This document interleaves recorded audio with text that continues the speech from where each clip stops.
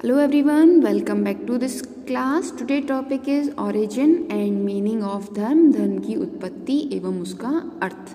Previous class में हमने इसकी विशेषताएं पढ़ी थी, इस क्लास में हम धर्म के बारे में पढ़ेंगे। तो इंडियन ट्रेडिशन में माना जाता था, भारतीय परंपरा में, कि जीवन के 4 मेन उद्देश्य हैं। कौन कौन से? एक तो धर्म है, दूसरा धन और शक्ति, ठीक है, थर्ड वन इज काम मीन्स आनंद, और फोर्थ है आध्यात्मिक पारागमन मोक्ष, जिसे हम इन इंग्लिश सेलिसेशन कहते हैं। ठीक है, अगर ये 4 चीज़ें हैं, इन 4 उद्देश्यों की प्राप्ति के बाद ही जो हमारी लाइफ है उसकी डिमांड्स है ना, और जो भी हम चाहते हैं जिसलिए हमारा जन्म हुआ है वो फुलफिल होती है। ठीक है, नेक्स्ट इफ व्हाट इज धर्म, धर्म है क्या? तो भारतीय परंपरा में धर्म एक असाधारण अवधारणा है, अनकॉमन कॉन्सेप्ट है, जिसके बहुत सारे डिफरेंट अर्थ होते हैं। जैसे इसका जो प्राथमिक उद्देश्य है वो क्या होता है? जो मानव का अस्तित्व है उसकी नींव, संरचना, तंत्र, मूल्य, आदर्शों, इनको संरक्षित करना है ना, इनका विकास करना, क्रम में ये सब डेवलप्ड हो। और ये कहना बिल्कुल भी डाउटफुल नहीं है कि धर्म मानवता के लिए भारतीय परंपरा का प्रमुख संदेश है। मतलब इंसान अपनी डेवलपमेंट धर्म के अकॉर्डिंग ही कर सकता है। अगर अब हम बात करें धर्म की उत्पत्ति कैसे हुई है ना, तो धर्म वैदिक अवधारणा रित से लिया गया है। ऋषि और ता, रित से लिया गया है, जिसका आशय होता है आदेश, नियत और सदस्य।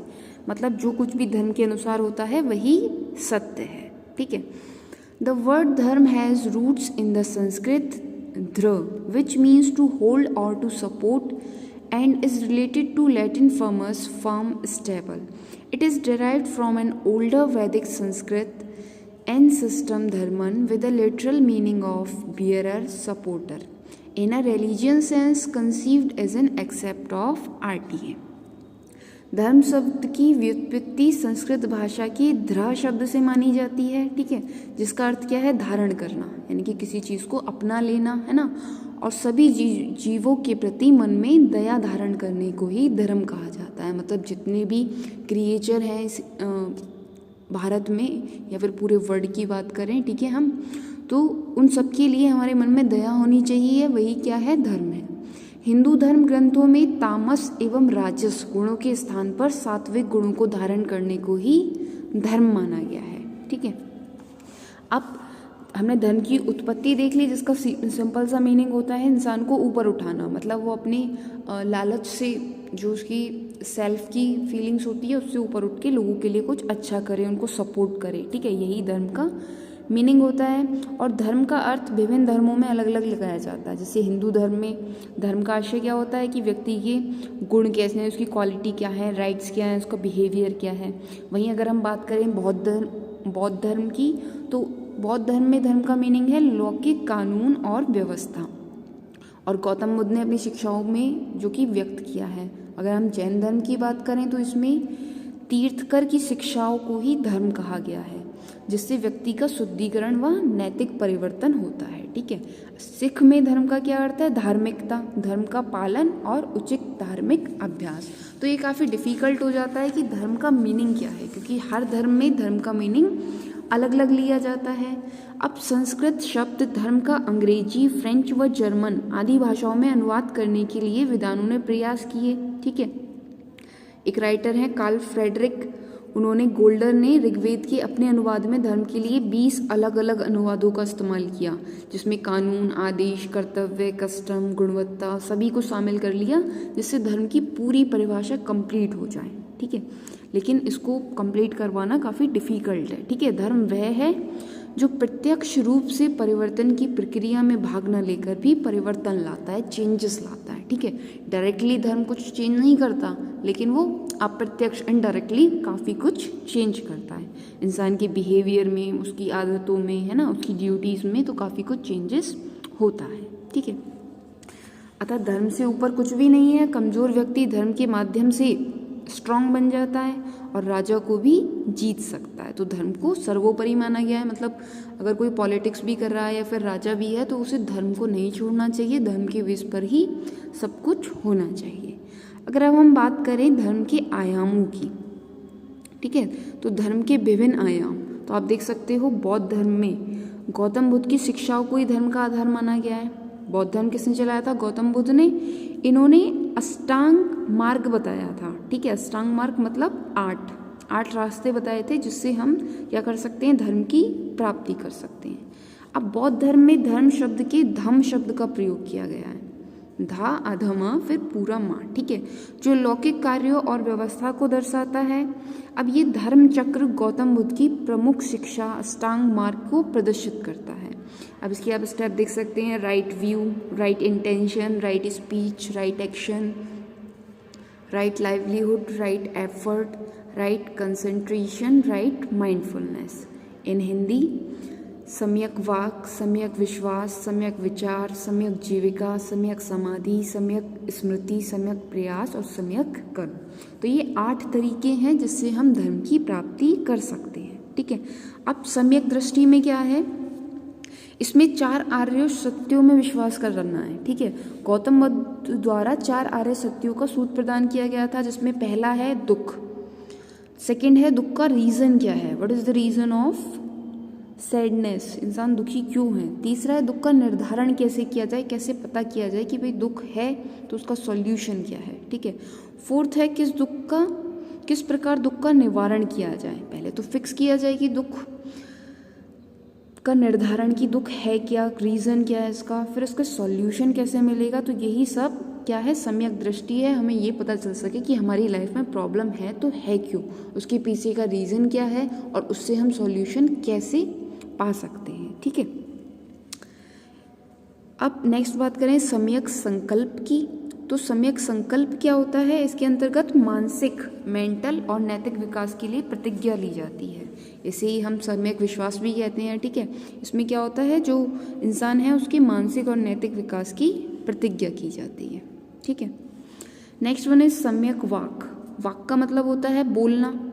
अब सम्यक वाक का मतलब क्या है? हमें ऐसा कुछ भी नहीं बोलना है जिससे दूसरे को प्रॉब्लम हो या उसको कुछ नुकसान हो।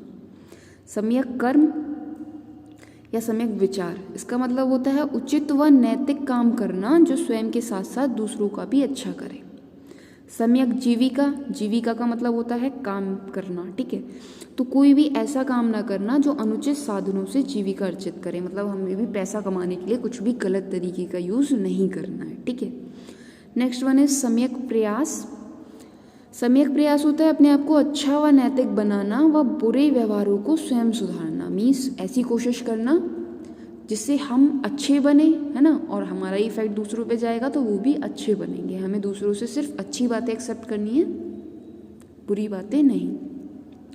नेक्स्ट वन इज सम्यक स्मृति। योग के माध्यम से जो मेंटल नॉलेज है उसका विकास करना। स्मृति क्या है? जब हमारी मेमोरी कैसे शार्प होगी? जब हम योग करेंगे और उसके माध्यम से हम मानसिक ज्ञान को डेवलप करेंगे। एंड लास्ट है आपका सम्यक समाधि। इसका मतलब होता है कि सांसारिक मोह से मुक्त होकर निर्वाण की प्राप्ति कर लेना, मतलब समाधि ले लेना, जो भी हमारे पास वर्ल्डली थिंग्स है उन सबको छोड़ देना, ठीक है। अब ये 8 भाग थे, इन्हें अगर इंसान ने प्राप्त कर लिया तो मानव जीवन क्या हो जाएगा? उसका सफल हो जाएगा, ठीक है। भारत के लिए धर्म चक्र की महत्ता का अंदाजा इसी से लगाया जा सकता है कि भारत के राष्ट्रीय ध्वज के केंद्र में अशोक चक्र को स्थापित किया गया है। तो इसलिए आप देख सकते हैं कि भारत में जो इस अष्टांग मार्ग है, सम्यक दर्शन है, वो कितना ज़्यादा इम्पॉर्टेंट है, ठीक है। तो यही 8 क्या हैं? अष्टांग मार्ग हैं, जिनके अनुसार, जिनको फॉलो करके हम क्या कर सकते हैं? अपने धर्म को बढ़ा सकते हैं, है ना। अब इसके बाद हम बात करेंगे मानव जीवन के प्रमुख उद्देश्य, ठीक है। Main aims of human life, मानव जीवन के प्रमुख उद्देश्य। अब जो इंसान है उसके मेनली उद्देश्य क्या होने चाहिए? तो मानव जीवन के मेनली 4 उद्देश्य बताए गए हैं, ठीक है। कौन कौन से? मोक्ष, धर्म, काम और अर्थ। मोक्ष को साल्वेशन भी कहते हैं, ठीक है। अब मोक्ष का मतलब क्या होता है? जब इंसान की मृत्यु हो जाती है तो वो मोक्ष को प्राप्त कर लेगा अगर उसके काम अच्छे हैं, है ना, अगर वो सही तरीकों का यूज़ करता है, किसी को हार्म नहीं करता, तो जब वो सही काम पर चलेगा तो उसे मोक्ष की प्राप्ति हो जाएगी, ठीक है। अब यहाँ पर जो अर्थ, काम व धर्म है, ये सब द्वितीय के उद्देश्य कहलाते हैं, मतलब सेकेंडरी एम्स। और जो साल्वेशन है वो प्राइमरी उद्देश्य कहलाता है, मेन उद्देश्य, ठीक है। क्योंकि हमें मोक्ष की प्राप्ति सबको रहती है, धर्म, काम, अर्थ ये सब क्या है? ये सेकेंडरी उद्देश्य कहलाते हैं, ठीक है। अब महाभारत में कहा गया है कि धर्म वह है जो लोगों को नैतिकता व सदाचार का पालन करने के लिए प्रेरित करता है। धर्म क्या करता है? लोगों को मोटिवेट करता है कि वो अच्छा काम करें, ठीक है। जो ब्रह्मांड के नियम को बनाए रखता है, जो सामाजिक, राजनीतिक व आर्थिक व्यवस्था के संचालन को बनाए रखता है। अब धर्म की इम्पोर्टेंस बताई गई है महाभारत में कि अगर हम धर्म को फॉलो करेंगे तो इट मीन्स हम अच्छे ही काम करेंगे, किसी के साथ कुछ गलत नहीं कर सकते, ठीक है। जैसे आपने देखा था महाभारत में जो पांडव और कौरवों के बीच में लड़ाई होती है, पांडव जो भी काम करते हैं वो सब धर्म के अनुसार करते हैं, है ना, तो एट लास्ट उनके साथ भी अच्छा होता है। जो कौरव हैं वो गलत तरीकों का सहारा लेते हैं तो उनका अंत कैसा होता है, ठीक है। तो उसमें जो मेनली फोकस किया गया है वो धर्म के ऊपर ही किया गया है कि अगर हम धर्म को फॉलो करेंगे तभी मानव जीवन का उत्थान हो सकता है, उसकी ग्रोथ हो सकती है, ठीक है। अब भीष्म धर्म के ज्ञान के प्रणेता थे, जो महाभारत में भीष्म थे, पितामह भीष्म, वो बहुत ज़्यादा नॉलेजेबल थे, ठीक है। उन्हें ज्ञान का प्रणेता कहा जाता था, जो कहते थे कि धर्म वह है जो मानव जीवन के उत्थान में सहायक होता है, मानव के कल्याण को सुनिश्चित करता है। मतलब ये बता देता है कि इंसान का कल्याण कैसे होगा, ये तभी होगा जब वो धर्म के अनुसार चलेगा, है ना, और धर्म की पालन करेगा। अतः धर्म को मानव जीवन के मूल तत्व के रूप में स्वीकार किया गया है, ठीक है। ऋग्वेद में ये दिखाई देता है कि धर्म शब्द का प्रयोग एक संरक्षक, समर्थक या धारणकर्ता के रूप में किया गया है, व अथर्ववेद में धर्म शब्द का प्रयोग योग्यता के अर्थ में किया जाता है, ठीक है। अथर्ववेद जो हमारा चौथा वेद है, 4th नंबर का वेद है, उसमें जो धर्म शब्द का प्रयोग है वो कैसे किया गया है? एबिलिटी बेस्ड, मतलब जो एबल है वही धर्म को फॉलो कर रहा है। तो ये हो गई आपकी क्लास कंप्लीट। अब नेक्स्ट क्लास में हम धर्म के स्रोत पढ़ेंगे, सोर्सेज ऑफ धर्म। Okay, thank you for watching this class.